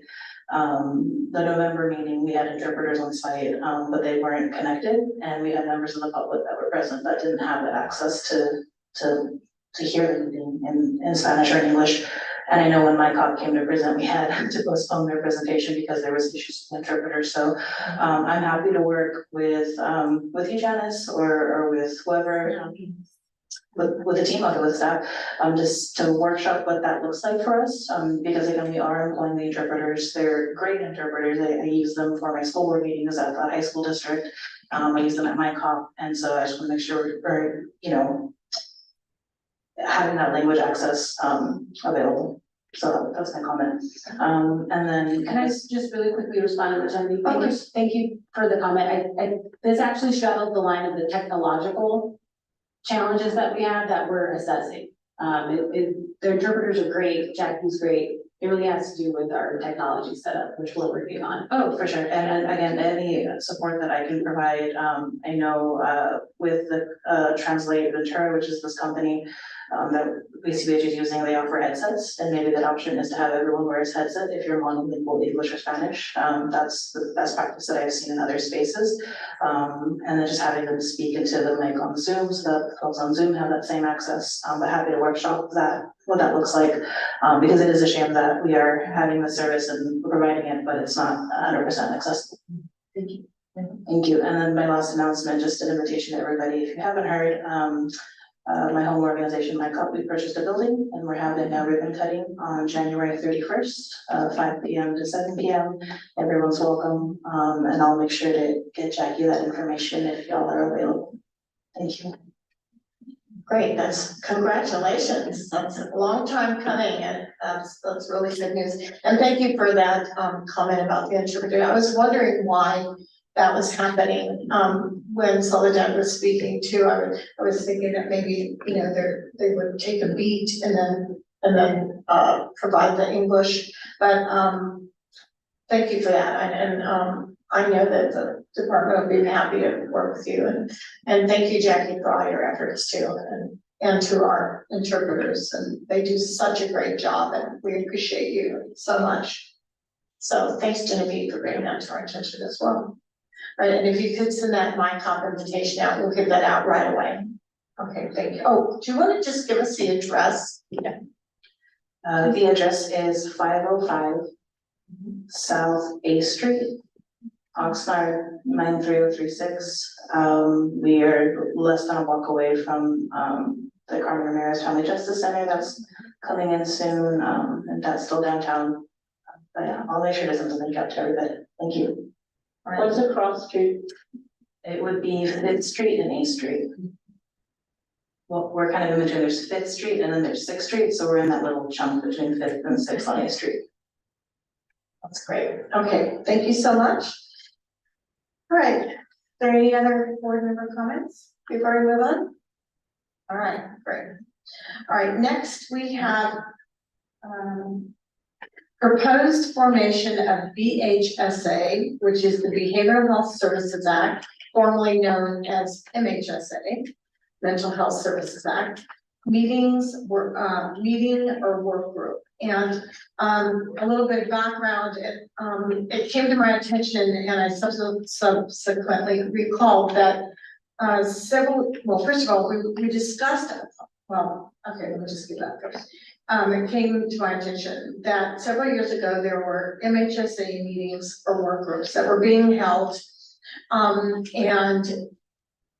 During the executive committee meeting, we thought, or just at first glance, that they might be BHAB work group meetings.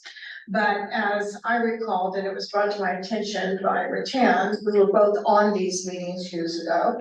And they were actually formed, it was a work group that was actually formed by BCBH.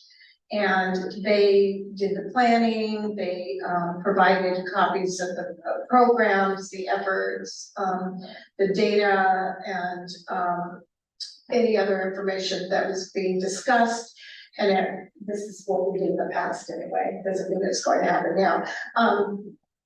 They invited BHAB members, community-based organizations, stakeholders, and members of the public. It was not a huge group, it was more, maybe I would say around 10 to 12 participants. And so I asked Dr. Dittering if she or if the department would be willing to form a BHSA work group, depending on staff time and information. And so I'm going to see if Dr. Dittering has formed an opinion or. Well, we talked about this in the executive committee, and I said, yes. So it's up to the BHAB on whether or not they want to form such a work group. But if that's the desire, then the department was department. Oh, so, okay, I think there was a bit of a miscommunication. So, I think what we could do is the BHAB could form a work group who would attend the BHSA meetings, but we would not be running the BHSA meetings, as we did not do in the past. So I think as we discussed in the executive committee, it would be up to the BHAB to determine what exactly they would be wanting to get out of those work group meetings. And the department would provide support as needed, but Elizabeth, there you have your hand up, if you wanna. Yeah. I missed it, right? Yeah, I think that, well, I do know that we were looking to have, one of our BHAB members, Liz Warren, to bring the workbook that she said that she had that was up in Scott Tobin's office, I think. And then, so I think that what happened was subsequent to the executive committee meeting, after the executive committee meeting, we realized that the MHSA meetings that were held, the planning meeting, and there were 2 meetings that were held, they were run by the department, not the BHAB.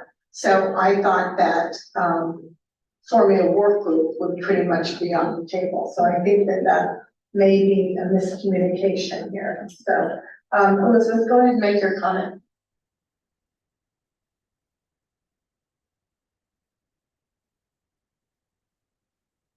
So once again, we make a decision in the executive committee, and in the interim, it's been changed. So I'm going to report on what we discussed in the executive committee from my perspective, because I was not party to these communications outside and in between the meetings.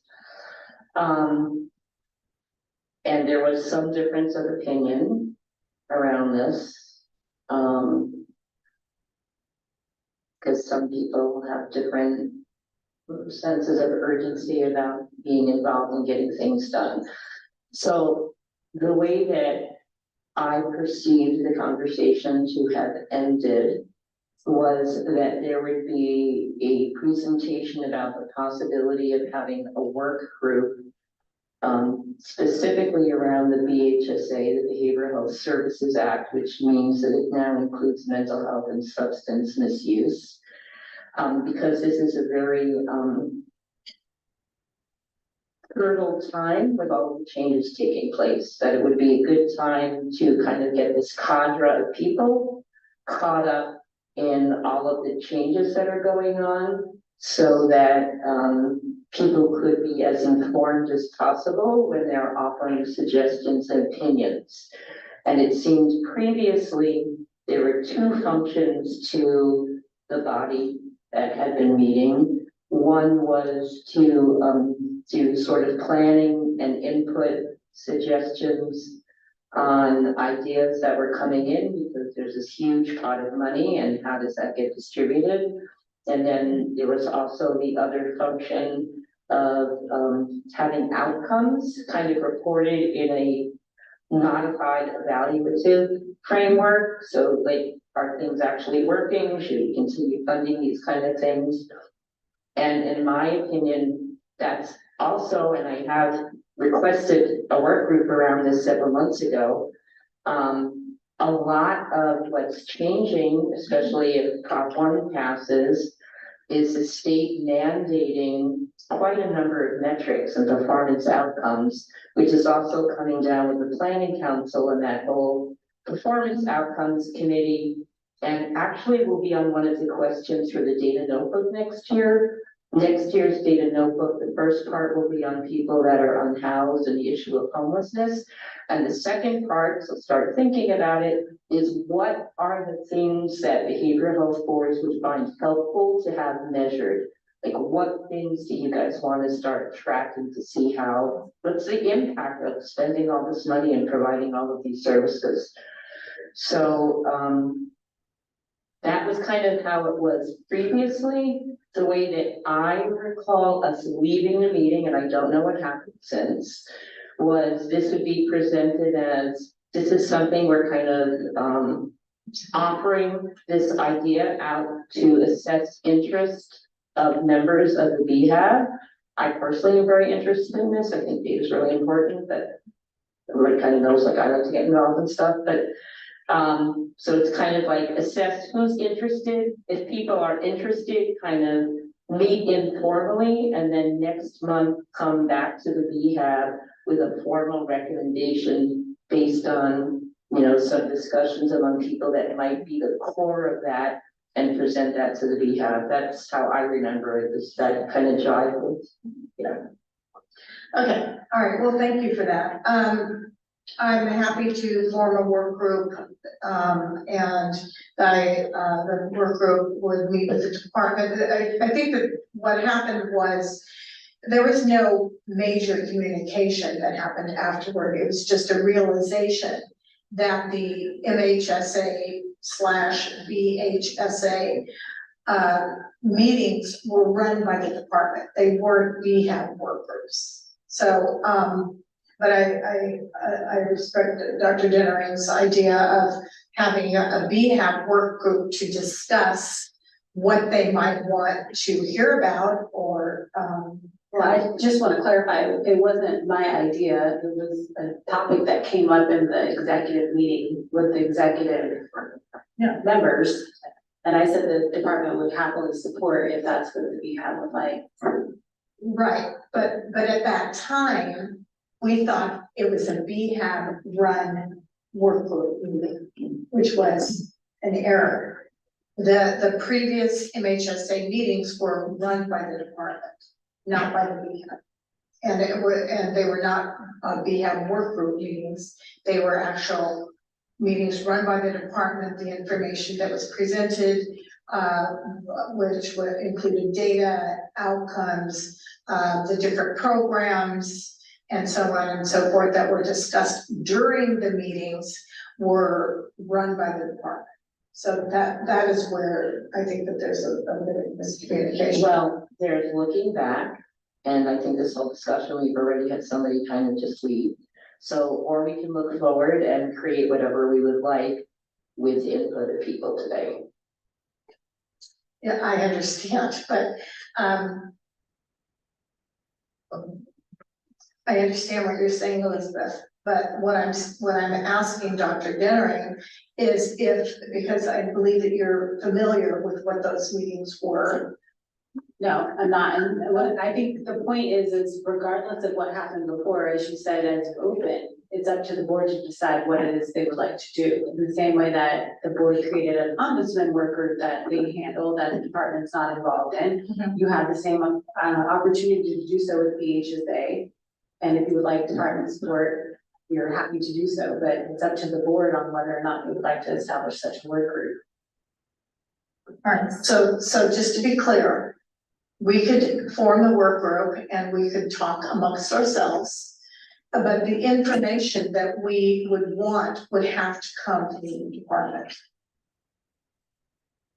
I think that's where it depends on what it is you're looking for.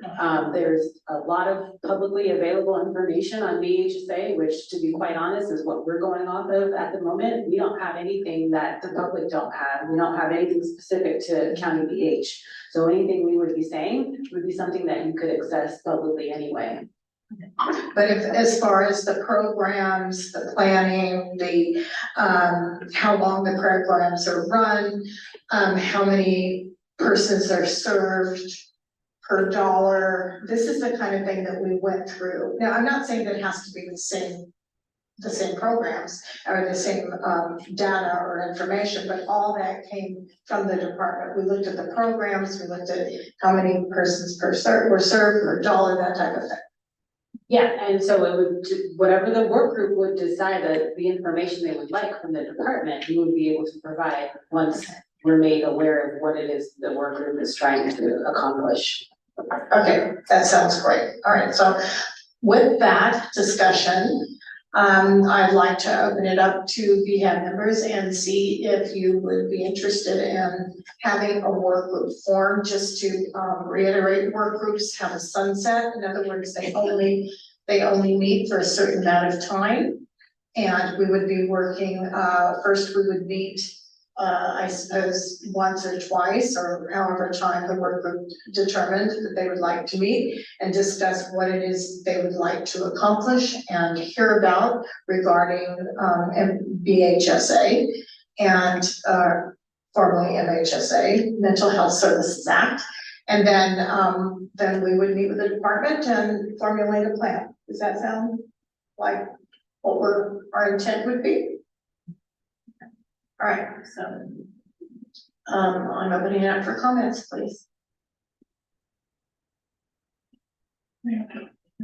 I thank you.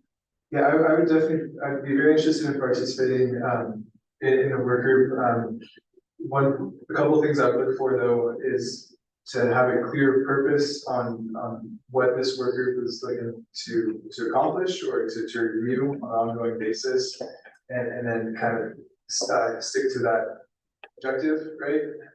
And then the other thing would be, I like that it has a sunset, that has a purpose, and it could maybe evolve into something else that involves, regular reports or something in the whole board. But yeah, I found going back with some work groups, it's difficult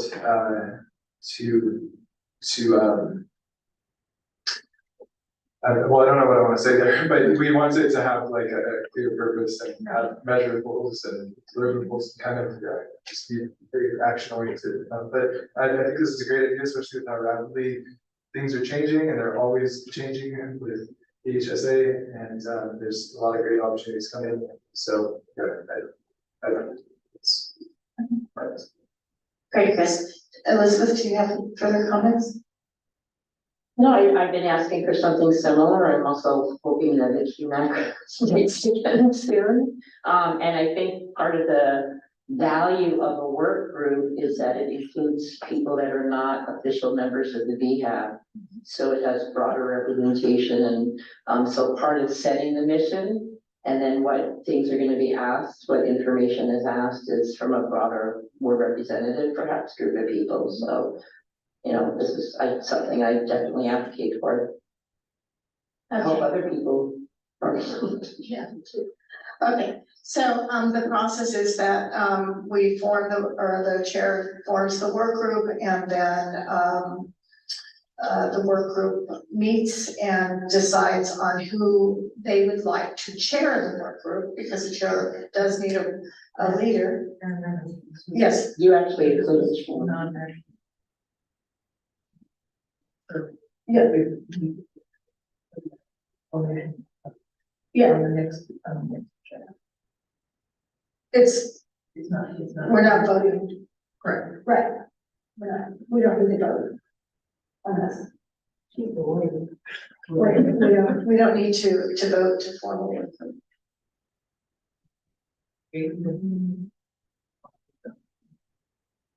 As a discussion.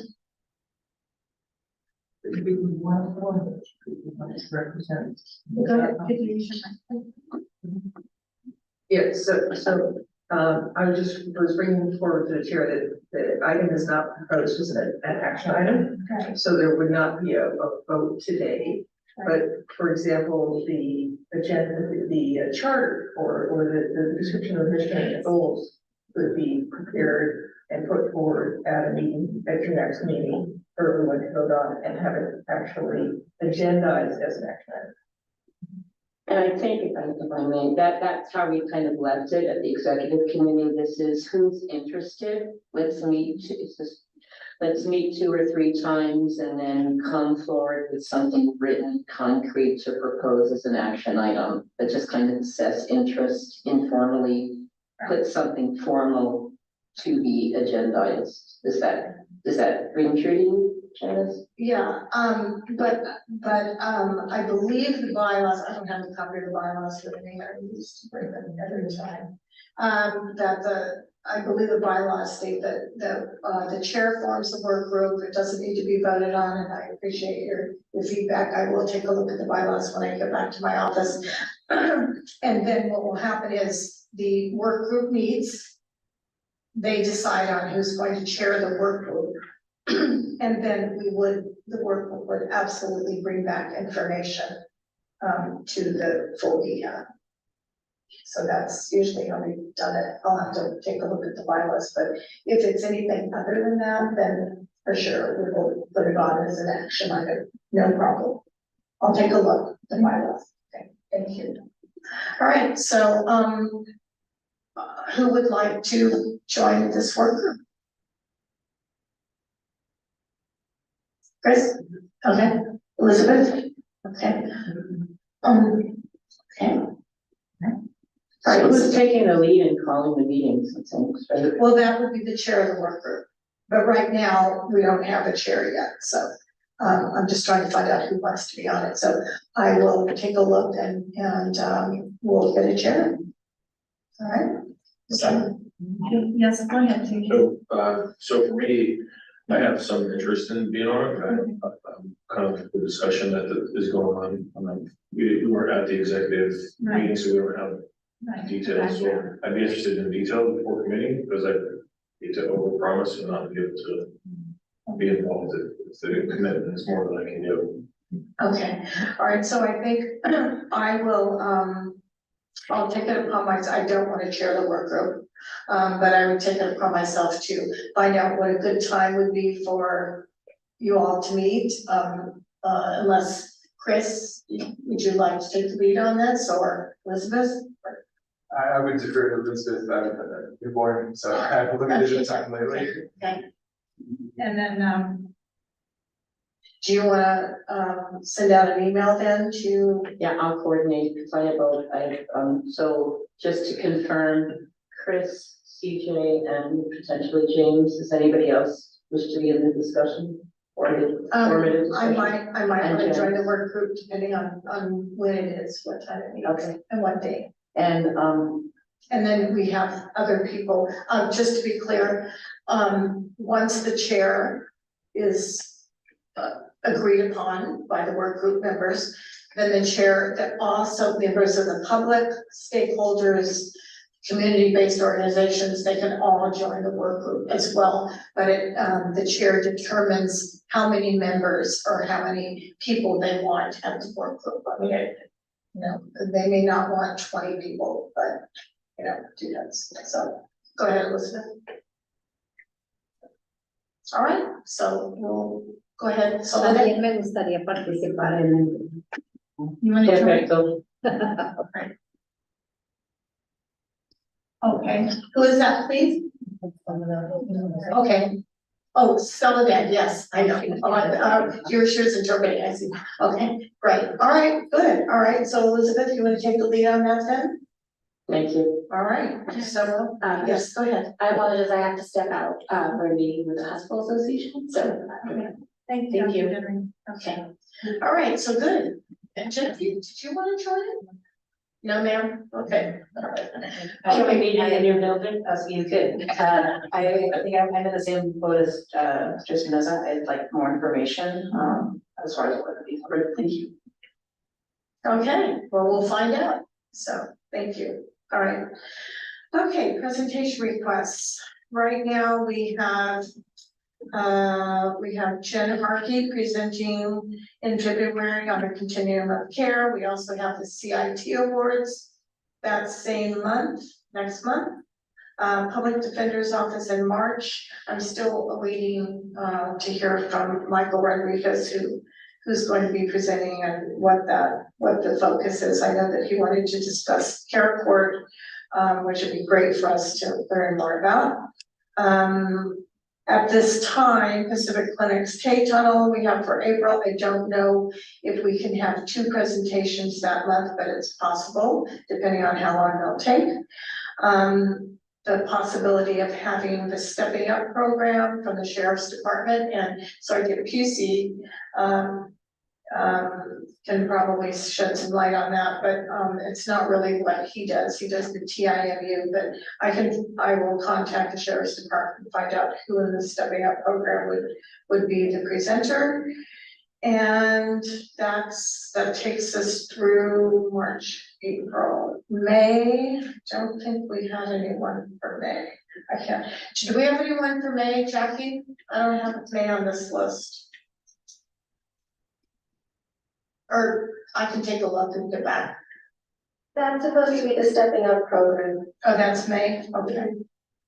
All right, great, okay, so that's it, and then Valcor in June, and then we'll see what happens after June. Okay, recognition awards, yes, go ahead, Elizabeth. I just would like to share the information that, on Friday from 10:30 to 12:30, Santa Barbara is doing their sequential intercept mapping exercise, which is open to the public. I don't think Ventura's had a public one yet.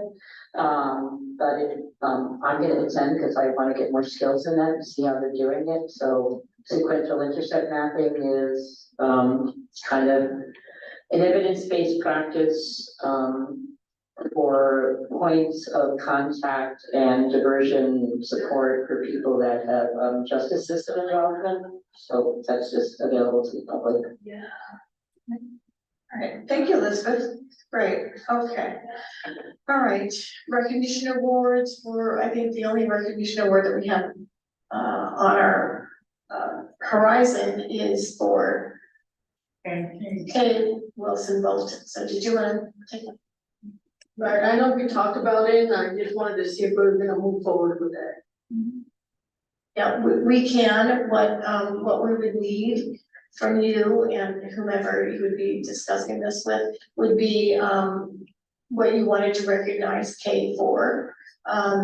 Obviously her community involvement and all the wonderful things she's done, and specific to the Behavioral Health Advisory Board or mental health, substance use programs and so on, and then we give out the commendations, but it has to be a certain amount of words but primarily we can always edit it. So I think the first thing would be to submit what your goal is as far as recognizing Kay and our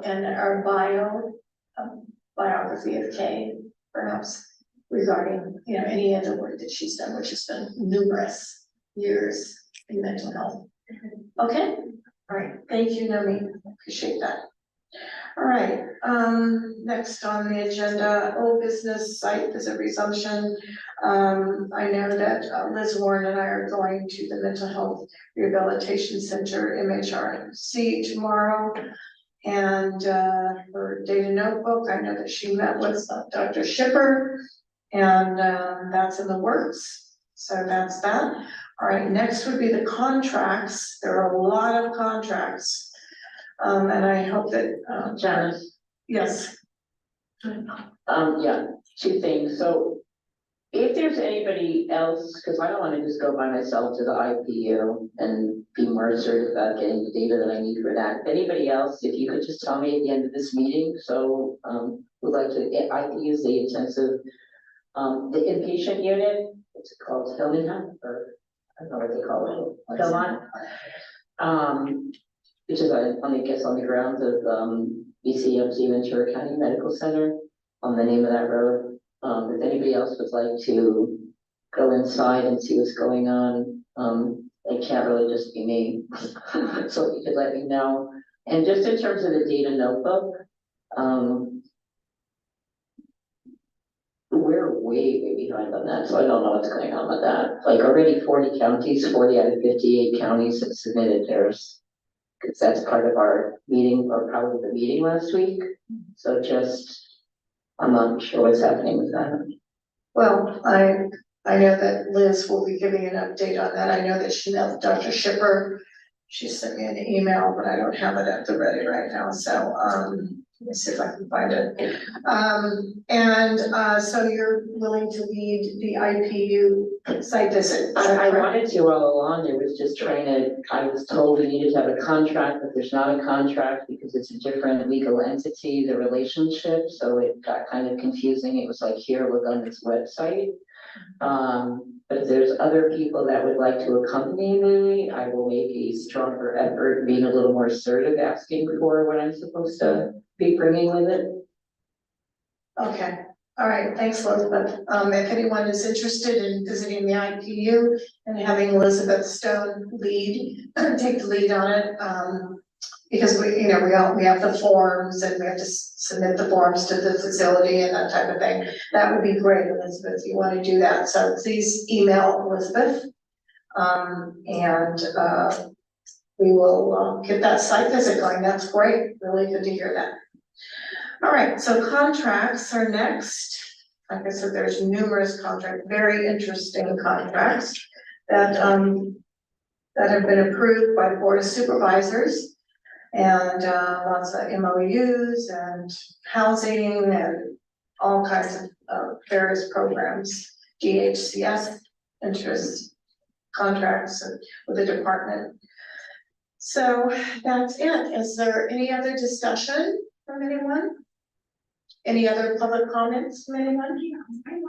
Go ahead, Cece. Can I just do it from here? No, the translator leave. Sorry. Equitable access.